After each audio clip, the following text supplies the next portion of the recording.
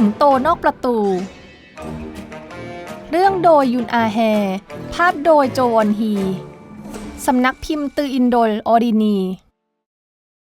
ไม่ว่าใครก็มีสิงโตอยู่นอกประตูทั้งนั้น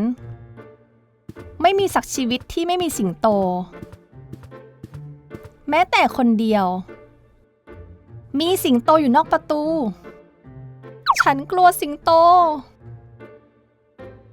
มีสิงโตอยู่นอกประตูฉันกลัวสิงโตมีสิงโตอยู่นอกประตูฉันถึงออกไปข้างนอกไม่ได้มีสิงโตอยู่นอกประตูแต่ฉันก็ยังอยากออกไปอยู่ดีสิงโตมีฟันใหญ่แหลมคมสิงโตมีฟันใหญ่แหลมคมฉันจะกลายมาเป็นเนื้อให้เคี้ยวไม่ได้สิงโตมีกรงเล็บแหลมคมด้วยสิงโตมีกรงเล็บแหลมคมด้วยฉันจะถูกกรงเล็บนั่นขย้ำไม่ได้มีสิงโตอยู่นอกประตูฉันออกไปข้างนอกไม่ได้เพราะกลัวสิงโตมีสิงโตอยู่นอกประตูถ้าฉันออกไปข้างนอกไม่ได้เพราะกลัวสิงโตฉันจะทำอะไรไม่ได้เลยถ้าไม่ออกไปนอกประตู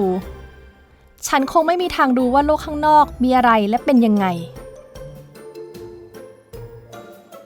ฉันอยากเห็นและอยากรู้จักโลกกว้างจะมัวแต่ซ่อนอยู่ในบ้านแบบนี้ตลอดไปไม่ได้มีสิงโตอยู่นอกประตูมันเดินด้อมๆมองๆอยู่แบบนั้นทำไมหรือว่ามันจะจับฉันกินแย่แล้วมันเดินด้อมๆมองๆอยู่แบบนั้นทำไมหรือมันจะหิว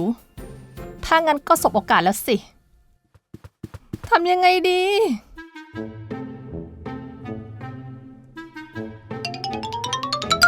กลิ่นหอมโชยไปโชยไปทำยังไงดีกินนี่สิ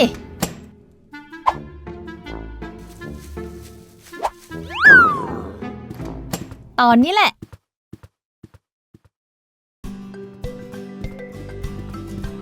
ชัยโย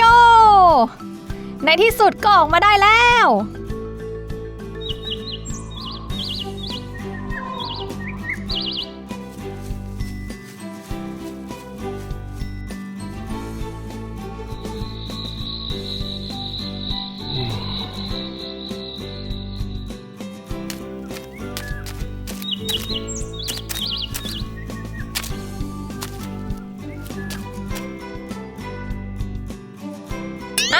นั่นหมีนี่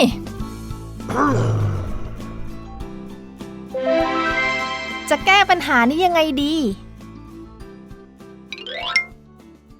ฉันก็อยากออกไปเหมือนกันแต่ที่ฉันออกจากบ้านไปไม่ได้เพราะสิงโตตัวนั้นไง